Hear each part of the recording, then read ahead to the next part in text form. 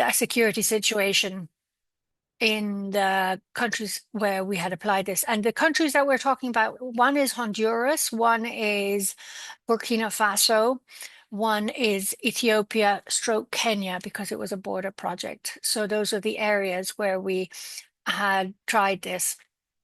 And as I say, it was a methodology that we had proposed after Search had given us some training. And what we found was that it really does depend on the relationships with the both the communities in which we're working and the, I suppose, capacity of the program staff to spend time in communities. So we found that where we were able to guarantee more time in communities, the community generated indicators a really appropriate and insightful way of understanding the security situation and to some extent the capacity space for livelihoods in a conflict scenario.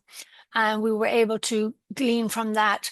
We for the three locations where we used it, it was we developed a first set of information more or less at the not at the start, but after about 9 months of operation, and we then a year later went back and talked to people to try and understand what had changed in terms of the security situation, but also in terms of what aspect of programming might have led to a change in the perception of safety and security. But we did find that that because we were beginners in using the methodology, there a lot was lost in translation, and we did find interesting material which we were able to use in our reporting. But I would say to really benefit more, we should and would need to get better at this methodology, which is not. It's not a simple methodology to use, to be fair. It needs a lot more time in communities, which is excellent. We like that, but in an environment where we didn't always have the means to do that, I think we could have done better, put it that way. Yeah, that's our kind of experience. I don't know if it's helpful. Extremely helpful. Thank you so much for sharing, Alex. And I'm imagining that experience resonates with a few others. So I'm happy for others to respond to that, either if you have questions about Alex's experience or comments where you feel similarly from your own implementation. This can be a free conversation among everyone. And thank you, Nancy, for your input in the chat. But yeah, does anyone have any comments on what Alex said or any experiences of their own to share? Rachel, please. I'm happy to jump in briefly and super exciting to see Nancy's update about rolling out GAM across a bunch of different locations. Yeah, Alex, thanks for sharing. I know a lot of the challenge of what we're trying to explore is how do we go from generation of the indicators to their integration and use, especially going through transition periods and restructuring. And I think it's a challenge that's shared right now in the field as we're all affected by the shifting funding landscape and prioritization landscape and things like that. I also wanted to just share that we had a few exciting moments working with youth peace and security coalitions in Kenya and Nigeria as they're working on their national action plans and introducing this idea of the grounded accountability model indicators and lived experience indicators, or whatever we want to call them. And so we got some interesting insights and feedback from that, but that was a happy bright point. But yeah, I think we share in this challenge we're facing now. If we start some of these processes and then our organizations change and our structures change and the way that we do our programming changes, how do we carry forward what we're learning so that it's actually tools for accountability, not just an initial exercise that we don't follow through on? Yeah. So thanks for raising that, Alex, and others. We've just been introducing ourselves in the chat, both your organization and where you're based. And then from this icebreaker question, just seeing what people's participatory indicator generation experience has been, since it's been a while since we've had our last GAM COP meeting. Alex shared with us her experience and Rachel was commenting on it. So we really do want this to be an open exchange. For those who just joined, if there's anything you have to share about your recent GAM experience, we'll give it a few more minutes if anyone would like to raise their hand and share. I will take that for us to take an opportunity to move on to our next one, but this is not the last chance you will all have to share with us. So thank you to those who shared their experiences. I will now pass it along to one of our colleagues, Danielle, to talk about our catalytic learning event. So Daniel, over to you. Thank you. Well, this is a quick brief of the Casablanca event. It was an interesting event with participation of many organizations from all around the world. Organizations such as Everyday Peace Indicators, Search for Common Ground, Humanity Unite, Muslims for Human Rights, 641M, and Kasurka. In this event, we had main objectives of, in first place, the strengthening of the GAM community practice, in this case with the organizations from Asia, Africa, and Latin America. We also had as an important objective to exchange of lessons on the implementations and adaptations of the GAM model, mainly about the challenges of the methodology and the outcomes. Furthermore, we had this objective to promote collaborative ideas and innovations to enrich the GAM methodology. This event had a very participatory approach. It was mainly based into regional presentations of the case of the study and an open discussion about the context, about the challenges, about the implementation of each region. And we had the adaptations of Colombia, the case of the Minga organization and COSURCA organizations, both from southwestern Colombia. In the case of Minga, we had indicators and an adaptation based on peace indicators into focal groups, mainly had as outcome the indicators related with the peasant recognition as a cultural group in Colombia. Also, we had Colombia, the Colombia case of COSURCA, from where the methodology was used for indicators related with the impact of agroecology and solidarity economy in also in peasant population.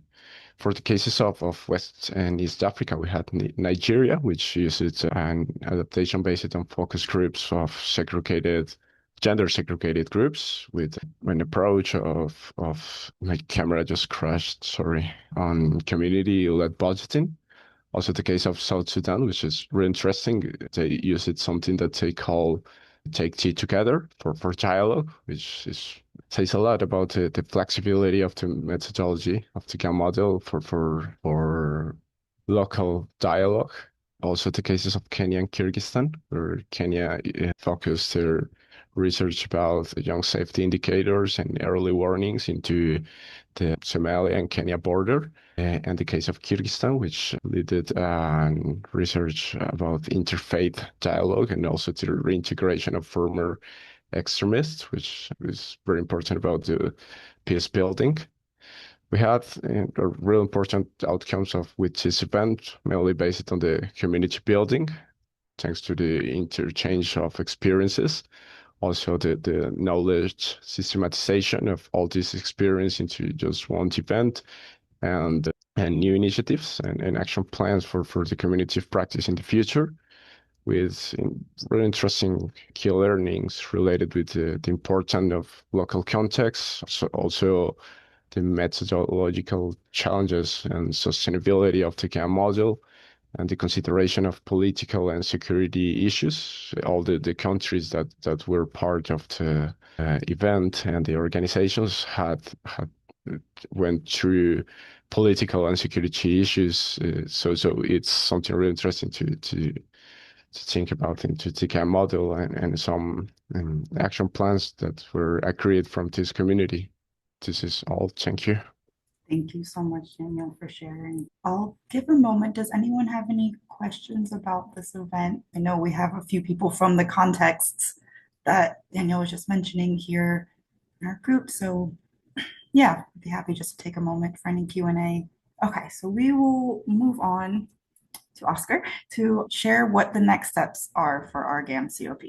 So, good morning for everyone. This has been a great journey that has started some years ago in an effort of search for common ground, everyday peace indicators, humanity unite. And now we are heading a new moment of the community of practice. We are starting from now, presenting a new way of can be governing a word, but it's better to use facilitating the community of practice.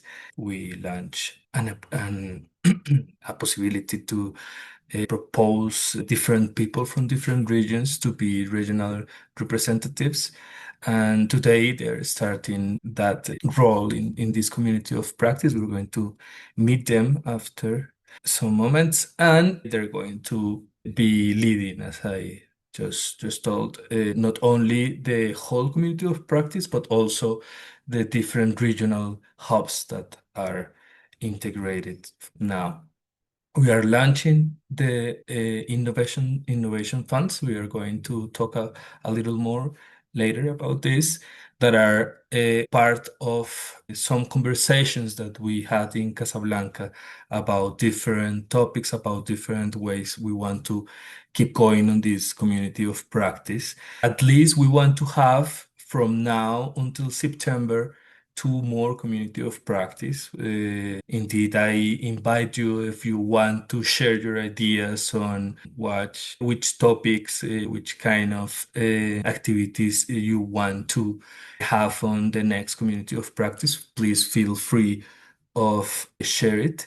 And also, we need to start thinking on what is going to be next, that September timeline. Why September timeline? Because right now this last effort is being possible because of funding that the Search for Common Ground has, and that funding ends on September. But the community of practice that we are is not only alive because it has specific funds. It is alive because it has organizations, it has people around the world that are using this GAM approach. So we need to start to dream about what is going to be next after we end these innovation funds exercise and all this new approach of having these regional representatives. So I also encourage you to, if you have any ideas on how we can keep going after September, it is good to share it on the chat. So for now, this is some of the next step for the GAM COP. And now let's see some of the things that I just presented, some of the things around the regional representatives and the innovation funds. And Nancy, you had a great question in the chat about the standout lesson and key takeaway from the Casablanca event, and Rachel provided a link to the report. So if you'd like to read more about our experience in Casablanca, please feel free to review that. I'll quickly give a moment for any questions about what Oscar just shared for the next steps. And as he said, we'll be collecting your feedback on it later as well, by all means. Next, I will hand it over to Sama and Walid to introduce our regional representatives. Thank you, Emily. Hello, everyone, and welcome again.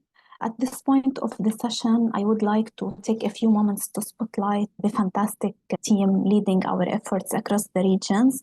So our team consists of 6 regional leads and 5, and I would like to open the space to each of them to take just about 2 minutes to introduce yourselves and sharing your names, the regions you are working in, and what drives your passion in taking on this role in the GAM. I will go ahead and kick it off from my side. My name is Samah Al Hassan, and I'm the GAM regional lead for the MENA region. I'm also based in Lebanon and serve as a specialist with the Search for Common Ground. What really drives my passion for this role is the belief that communities are not just participants in our programs, they are our partners, and accountability is not just a technical process, while it's a way where we build trust and use it to shift power towards our communities. So from my role, I'm committed to ensure that communities' voices and priorities and feedback are incorporated into our programming, and I'm willing to learn from you and exchange our experience throughout this hub. I'm so excited. Now, let my colleagues, I will start to go ahead. Yeah, great. Thank you. Thank you, Sama. My name is Cholpon Kurmanbayeva. I am representing Central Asia, actually. Right now in Central Asia, we work in Kyrgyzstan, Kazakhstan, Tajikistan, and Uzbekistan. What drives me about GAM, actually, I see a lot of windows of opportunity for GAM because it is really a very applicable tool, and we can adopt it for different types of working, especially in the community of drivers, community of practice, in regard of co-developing a lot of stuff, discussing the co-intervention with them.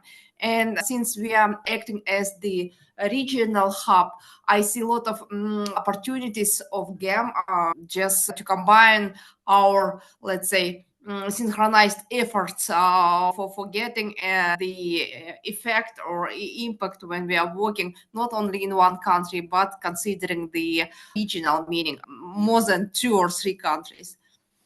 Thank you. Thank you. Over to Muhammad. Thank you all. I'm Sadat. I'm working for Search for Common Ground, Sri Lanka. So what drives me to join this process, especially grounded accountability model, and taking this lead for this Asia region. So actually I found this, the GAM is a very practical model. I found, I think that what the stories thrives from the colleagues and those who experiences this grounded accountability model. It's actually I heard a lot of success stories where it created visible changes. I think that's the grounded accountability model is not only to create and generate indicators, but actually it's a kind of tools for developing stories and data, and then also the actual grounded deep the people's concerns and perceptions from the ground and all. So those kind of aspects actually the motivate to take this the lead, for this grounded accountability model. And also I'm taking this, the lead to offer, peer learning exchanges from country to country and other or local organization. Thank you. Thank you so much, Muhammad. Over to Romano. Yeah, thank you so much. Yeah, my name is Mr. Romano Ngo. I'm from South Sudan. I'm grateful to be here, the representative of the regional of the East Africa, my other colleagues, Walid. So I'm honored to serve as a GAM regional representative for East Africa. My decision to take this responsibility was actually profound personal conviction. This GAM has been a long journey, which began in 2021 for me in Tanzania when I first joined the GAM. And I think from that moment, there was that conviction that actually came to me. And then in this, it has come to my belief that it actually inspired me that GAM is actually about equity, is about justice, about empowerment, because this is where the voices of voiceless are actually empowered. And this is what GAM is about, because that's my own take. And I have been inspired by the commitment of the current engagement, the team and the team that have been driving GAM. So my passion for GAM is not more just as an initiative, but it is a movement. Like now we have voices of young people which are interested in GAM. There are now communities that come together, young people, and actually, advocate for peace, and also believing that the power is within themselves. This is what GAM is about. So to me, I am interested, and I'm more than I'm focused on how to promote, how to give voices to the voiceless, and also uplift the marginalized communities. Because South Sudan is one of the countries that is struggling with peace, and there are a lot of things that are happening right now, being a conflict environment. So being part of GAM allowed me to channel my energy, my skills and experience into something that might be impactful. So with this, I see it as a platform where young leaders across East Africa can come together to learn, act and drive meaningful change. Yeah. So we are now trying to create, and I'm happy today to share that 10 organizations have already approached and have raised their interest to join GAM, to be part of GAM. And I'm also engaging other platforms within the region to ensure that they also come to know more about GAM. And they are very inspired. Whenever they log in on Google, they go direct to connect us. So they find it, they get back to me that, this is really very interesting. So to me, what I will commit here is to strengthen the leadership of the youth and the grassroots, because the young people are the change makers in every society. So strengthening them through GAM and also to identify the challenges and also mentor them, as I'm looking at creating more spaces besides introducing GAM to many other practitioners, but also building strong partnership relationship with other organizations and local communities within the communities. So I believe that through these actions, we should be able to promote accountability, transparency, because the communities will be able to hold their leaders accountable at the local level, and they should be able to come up with their indicators. So I'm happy to share that we have 2 local communities, 2 peace committees that we have already supported and we are accompanying right now. And they are actually very inspired and they are very happy. And they are coming up that they will also be applying GAM at their villages, and they will also be able now to use GAM as a voice, where they will also be able to speak up whatever they need in case they are approached by any institution or government or their local leaders or someone who want to bring an idea or development projects. They would be prepared like to speak up their mind that this is what we want using the indicators. So I am happy and I feel like, it's not just about being a concept, but it is more of empowerment. It actually empowers our people, and I commit to put in time and also to Thank you continue to so work much. with other colleagues. Yeah. Thank you so much, Romano, for this insightful and invaluable insights about GAM. Please allow me to hand it over to introduce himself. Thank you, Sama. Greetings, everybody. My name is Walid Kasim. I think there's an issue with the video, but I'll put it on in a few. My name is Walid Kasim, the Executive Director at Muslims for Human Rights Mohuri, a GAM practitioner based in Kenya, East Africa. For us, we have started implementing GAM majorly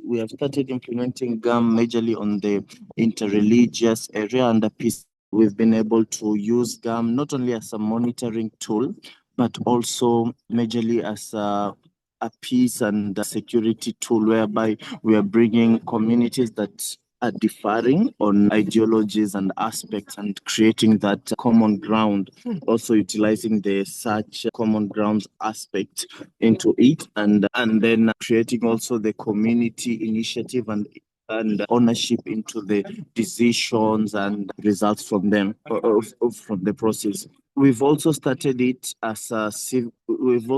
utilizing GAM as a civic space tool, whereby we're trying to work with the youths. We have a lot of governance issues in Kenya, and we're trying to have the youths capitalize in the process and entirely take ownership and make sure that they're more engaged in that. We've been able to get commitment on resources as well as community initiatives that would have otherwise, if we had gone into the normal programming, would have costed us resources and a lot of money from within. But now with that initiative, we are literally getting it for free and from the community as a volunteer. So that is done from Kenya, and we really appreciate and we're glad that we're in this space as well.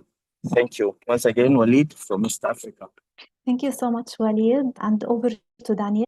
Hello to everyone. I'm Daniel from the Latin America region. I'm based right now in southwestern Colombia. Um, I'm passionate about the GAM model because I consider this a real interesting opportunity of data building that comes directly from communities. And I consider this a great opportunity for peace building, but also for democracy building. That's all. Thank you. Thank you so much, Daniel and everyone. I will hand it over again to Walid to encourage the participation of the support team to introduce themselves. Thank you. Thank you. Thank you, Sama. We can start with Angela from Asia. She can say hi if she's in here. Hi, everyone. My name is Angela. I work for an organization that does conflict sensitivity and do no harm and social cohesion in Myanmar. And we had it's been about a year since we started implementing GAM. And I'm largely here. Well, I'm largely interested because there's a lot to learn and I just really want to be part of the learning process. Thanks for having me. Thank you so much, Angela. From East Africa, we were lucky to also have 3 supporters, that is Bush, Rebecca, and Steven. Bush is from South Sudan. Rebecca? Okay. Rebecca also works for Search for Common Ground, Kenya. She's the lead monitoring and evaluation person. Okay. Shout out also to Steven. We also have a gift from Nigeria. Thank you, Walid, so much for doing the run through of everyone. In a bit, I'll share a link to a Google document that has the bios of everyone so you can learn more about them. Please feel free. I believe you will have the ability to direct message. So if you'd like to reach out to anyone directly and get their emails, please feel free to do so. Quick shout out to Iselkin. I'm really just stepping in her shoes because she was the OG community practice manager. So it's good to have you here, Iselkin, and it's lovely to hear about the work that you're doing with Nancy and Nonviolent Peace Force. So thank you for being here. I would love to pass it or pose a question to our representatives who just introduced themselves. Thank you all so much for that. Dadi had a question about how GAM is different from community appraisal and participatory methodologies. Would our representatives, Oscar or Rachel, or really anyone else who's worked on GAM, like to share a little bit about how they see GAM as different from other methodologies? I can jump in with some insights. I think that it has more in common that the difference with participatory approaches. We are not the only ones, and for sure we need to find the different bridges to understand how to use different methodologies. One of the things that is about GAM is that we create indicators with the communities for different purposes. So one of the things that you're going to be hearing a lot is which kind of indicators and with whom communities we've been work with. But for sure, if you come to the next COPs, you're going to hear more about what we do and around the world. Thank you for sharing. Anyone else like to input? Anyone really who's worked on GAM, please feel free to speak to how it's been different for you. Or as Oscar pointed out, Yes. Go ahead, Romano, please. Yeah, thank you. I just want to also add my voice, just one of our experience here in South Sudan, how we have used GAM. We are currently using GAM as part of peace building, particularly empowering communities with the GAM approach, and also to use it as a means for them to come up with the indicators for dialogues. And one of it has been very successful, as I promised some time back that we will be sharing a documentary about that. We are to do another session in the near future, maybe in the next 2 weeks to come. We'll be having another session because we have a community that has been torn apart by conflict in Warab state. And these communities, they have been having intercommunal violence. They have been fighting each other. So we introduced GAM for them to come up with mediation. And through the wisdom, through the support and lesson learned from our journey at 641M, I was able to support and create that space where they are able now to sit down and discuss conflict issues, to define conflicts. And that's one of the journey that we are now having with this local peace committee. And they were successful. They are currently successful because the conflict has stopped. They were able to identify conflict, and they were able also to organize the importance of dialogues within their communities. So GAM itself is also about empowerment, because communities have this mindset where they don't actually think that they have the power. They have the power in their hand. And so with the introduction of GAM, it makes it even much more better than other concepts. So the indicators itself is about them being able to identify and come up with local solutions on ideas that they can be able to invest in.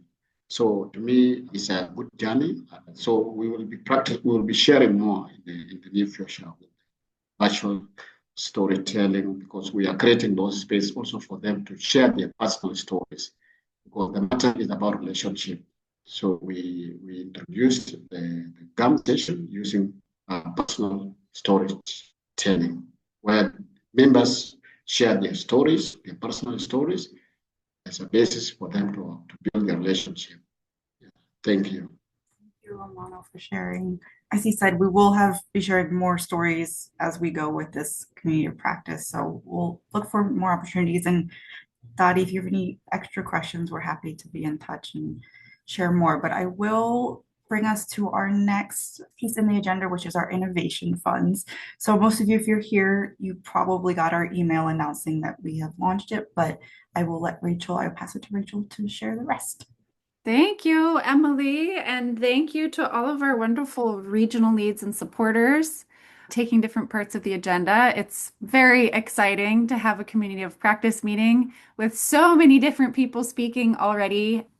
I just am very excited about it, and especially wonderful to have Iselkin here, who really was part of the launch of this community of practice and is able to see the seeds that she planted as the community continues. So I first wanted to just say exciting and thank you.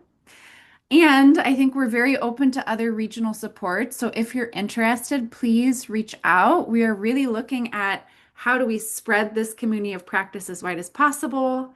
It's all about exchange and learning from each other. And so feel free to reach out to any of those regional leads or regional supports with questions that you have about the grounded accountability model, the community of practice, ideas about how to use it and integrate it into your work.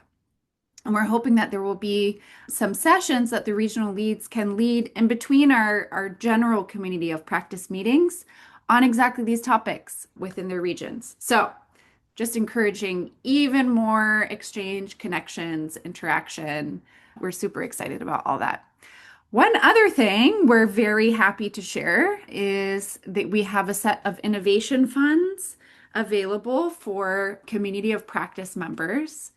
Let me see if oh, here we go. Okay. We sent out a link. You should have received it from Emily. We'll post it again into the chat.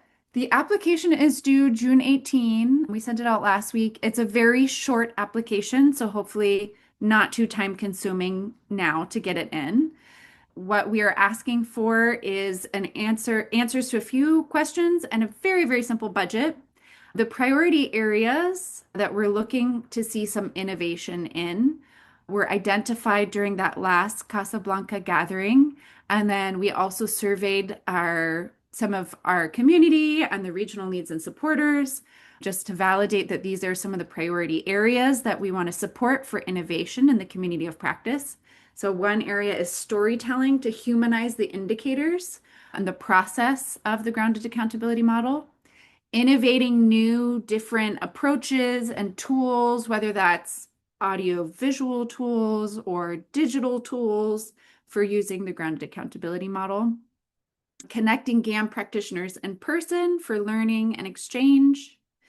And using GAM indicators for advocacy with donors or governments or other institutions, both on the indicators themselves and community priorities, as well as on GAM as an important practice that we want to embed into our field and our practice as practitioners. The purpose of these funds are really to advance learning around GAM and its application and the community of practice.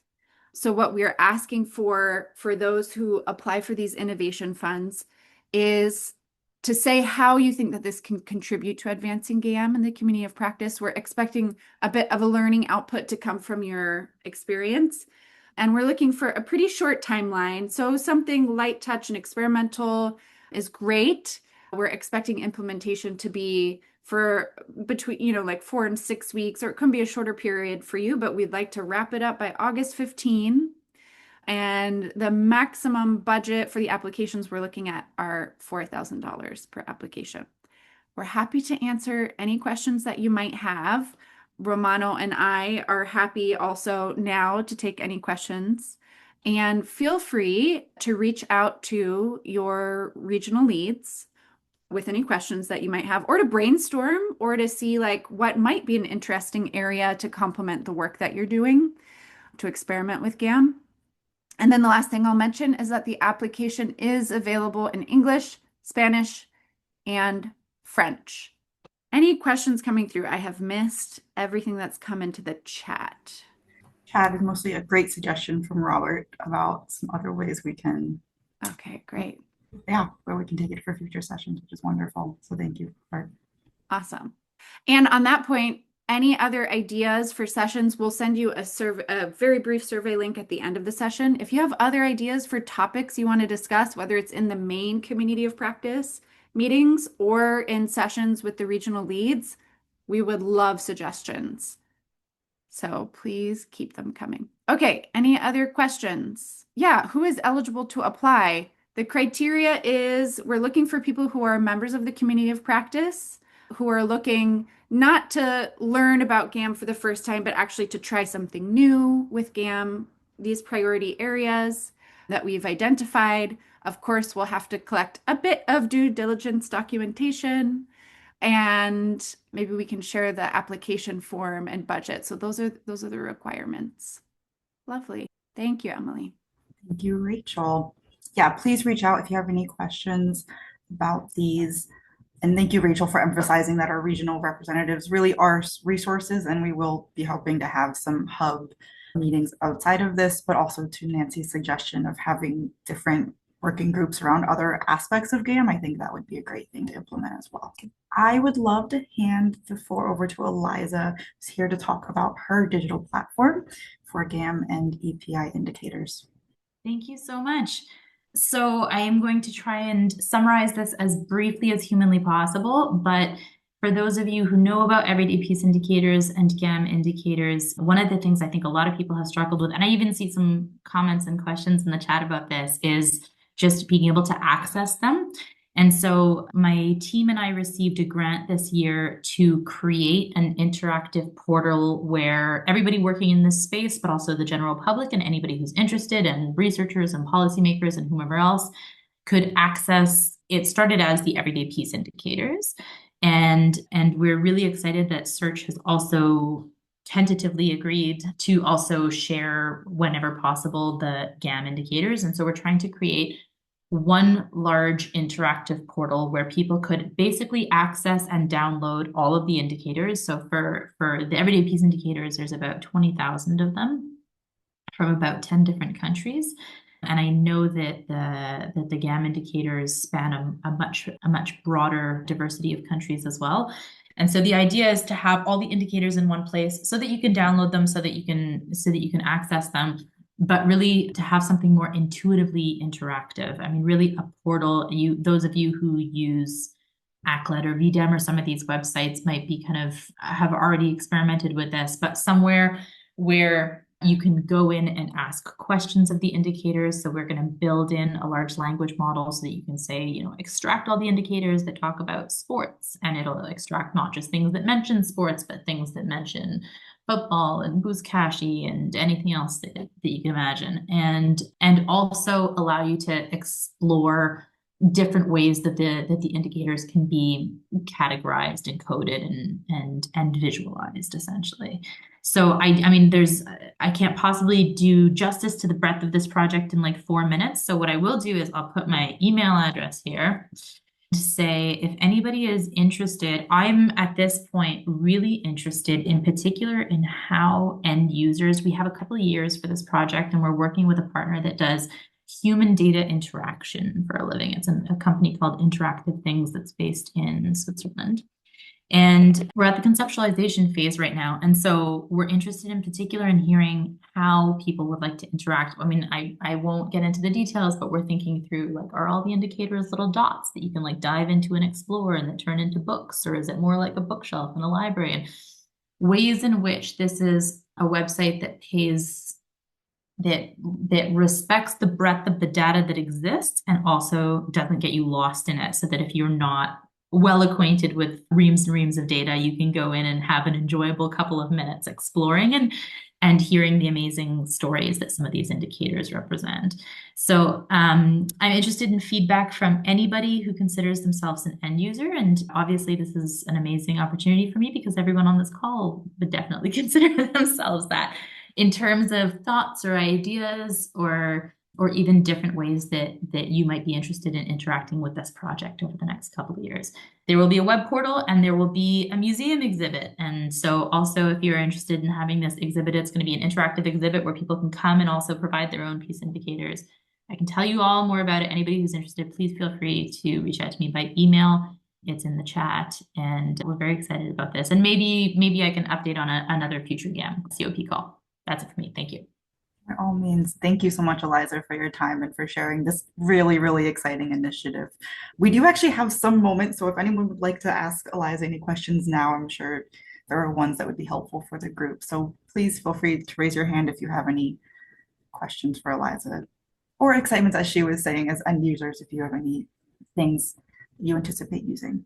Eliza, I'll let you respond to Nancy. There's no beta version yet. This is really the beginning of the process. So we're right now we have a mock-up like in a slide that doesn't work and isn't interactive, but like, you know, we've drawn up a couple of ideas. One of them is sort of based on a library where every indicator is a book, and one is like a universe of piece indicators. And it's more complicated than that because they're not all piece indicators, as we know, but you know, dots or books or different ways of kind of visualizing it and thinking about this universe of information.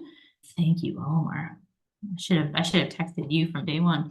And so yeah, so no beta version yet, but probably there will be by, you know, September or something. So just something to potentially add to the agenda of from Oscar's comment earlier about meetings in September. Yeah, so the 20,000 indicators are in like files and drives spread out. This is why we need the portal, is that they're not currently publicly accessible. So that's the idea behind this is to make them all accessible. But yeah, I mean, we're looking for beta testers. So Nancy, I will add you to the list. Thank you, Daniel. I am opening all of these links. I really appreciate everyone who's sending me ideas. Alex, yeah, please go ahead. Hi, sorry, I didn't realize I was still unmuted. So thanks for this, Eliza. Very interesting conceptualization. Just as a GAM practitioner, a question. Although it's very tempting to say that the indicators that we've already collected, the 20,000 EPI and more from ourselves everywhere, are a resource, isn't the actual definition of GAM the idea that communities create their indicators based on their own experience and not based on experiences of others somewhere else? Yes. Isn't the actual idea of GAM to avoid coming with preconceived ideas of what people might or should be saying and really giving people the space to drive the thinking themselves?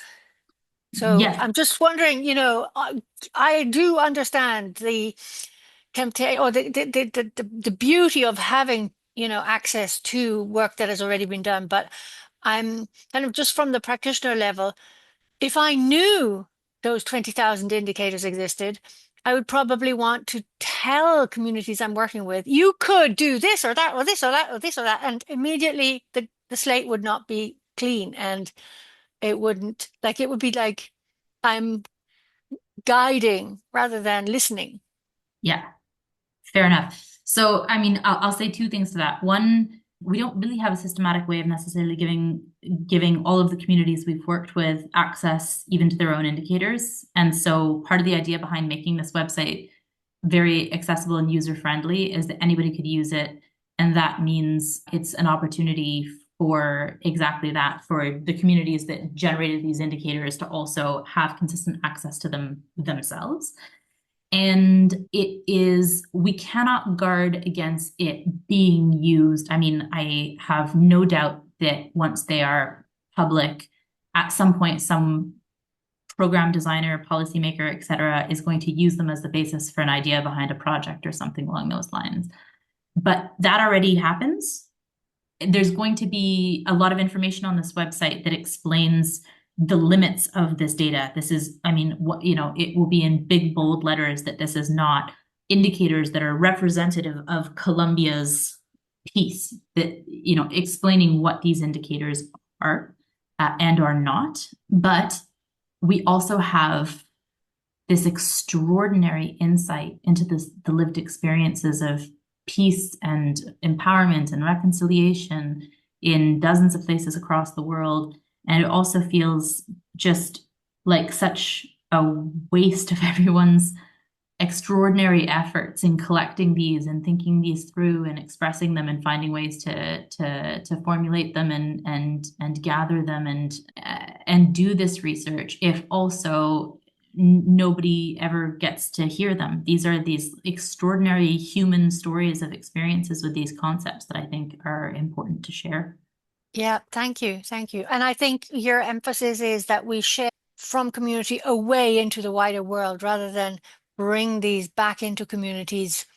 So I was thinking that again, from a practitioner perspective, it's not a resource for practitioners, it's a resource for researchers. It's a resource for everyone. I mean, I like to think, hopefully, that people who participated in generating some of the indicators will use this website. I hope that some high school students who have been tasked with writing an essay about what is peace will somehow stumble upon this website and find it. And I hope that people who are curious about these concepts, these very, very challenging, hard to define concepts, will also explore it themselves. I mean, really, I know my target audience is the people who will spend a couple of hours on this website, and that's going to be the vast minority of people who interact with the website, and is more likely to be overrepresented by eminent people and researchers and things like that. But I'm really hoping that the whole idea behind this is that this is also for the general public, and hopefully, a much bigger audience also spends a couple of minutes on this website. Great, thank you. Thanks, Eliza. This is Dandra. Then sorry if I might sound negative, but sorry, but how do you mitigate extractiveness in such a situation where my community has been working on developing all these indicators and now they can't even maybe have access to it because most of these people that actually have real lived experience indicators live in places where probably they'll never have access to a website? Well, I certainly hope that they do have access to the website. I mean, it's just a website that is part of the purpose is to give broad access to it. Yeah, I'm talking about those communities that are really like where we get some of these indicators. I mean, I understand for the researchers, for the students, that's fine, but they just this being wary about the extractiveness of the whole process in the sense that if then I'm in a community where I've given all my indicators to you, I've participated in all that process probably through my link person, but then I live in a community maybe where I don't even have the bandwidth to be going onto a website. In other ways, I'm saying, what are you preparing for those kind of communities to be able to access, in addition to a website where maybe people with access to internet can access? Yeah. So, I mean, hopefully it was part of the design of the indicator generation process, right? I mean, the whole idea behind GAM is to not be extractive. It's meant to be participatory from beginning to end.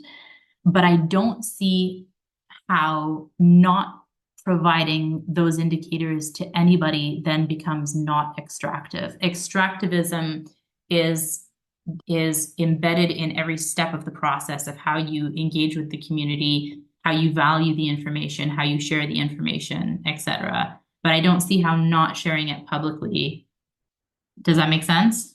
Is somehow then not extractive. What's extractive is taking the information and not sharing it with the community, extracting it in a way that is in some way, not participatory and not inclusive of the community that's generating the indicators, etc.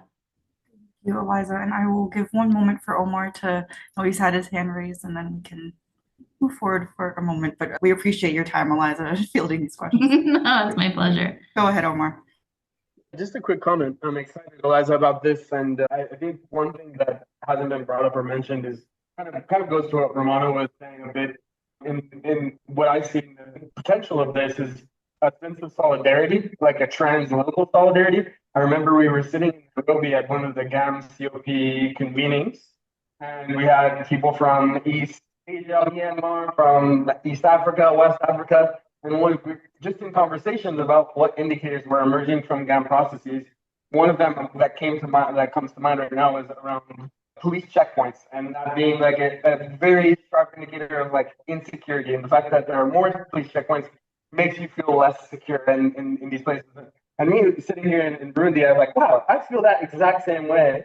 And I have never done GAM here in Burundi, and I'm not Burundian, but when I see more police checkpoints, I know that there's an issue, there's a problem. And so it's a way to kind of unite across localities in a way where I think that's kind of in the spirit of this COP as well, in the sense that there's some sense of unity or solidarity that we can see in being able to investigate other indicators, that someone from Myanmar and someone from Kenya can both agree that on something that their lived experience is also they're experiencing similar issues in a similar way. I appreciate that comment, and yeah, that resonates a lot with my limited experience as well. Is that there's an astonishing connection that people make when they identify that as rooted as these experiences are, as personal as they can be, and as situated as they inevitably are, that there's similarities across wildly different contexts. It's a little bit part of the magic of this. Thank you guys all so much for your feedback and questions. Sorry to keep you a bit over, Eliza, but we really appreciate your time. We'll make sure to share your email if anyone has any other follow-up. Thank you so much. And with that, I would like to turn it really to anyone else who's here. If you have any events coming up or any announcements or any initiatives that you'd like folks to know about. I know, Nancy, you've shared a little bit about what you have down the pipeline, but if anyone else would like to share quickly, we have a few more minutes for that. Yes, I want to share something. We are going to launch the second cohort of our everyday peace indicator training. We had the last year great experience in our first training. So I'm going to share with you the link that can give you all the info. We're going to have it's going to start on July, the 21st of July. So if you want to join us, please reach to us, register, and see you there. Thank you for sharing that great opportunity, Oscar. We'll be sure to send around the link afterwards. Just a few more minutes if anyone would like to share anything. I know we have a lot of organizations and regions represented here. So, all right, well, with that, I will give us back some time. I do have two quick questions for you all. This poll, we'd love to know what languages would be most useful. If you would like a language other than Spanish available for the meeting, that would be great for us to know about. And then any topics you'd like to have us cover, we will save this chat, so we'll have anything you've shared there. But if there are any other topics you'd like us to cover in future meetings, please feel free to give us a quick answer. And then the one other thing I'll say is my email is here on the slide. I'll share it afterwards as well. If you would like to share at an upcoming meeting, present something, please reach out and we're happy to facilitate that as well. We'll be sure to share around the links in the summary from this. We really appreciate you joining from all of the time zones. Again, we know it's a very global audience, so thank you all so much for your time today, and we really look forward to continuing to engage with you.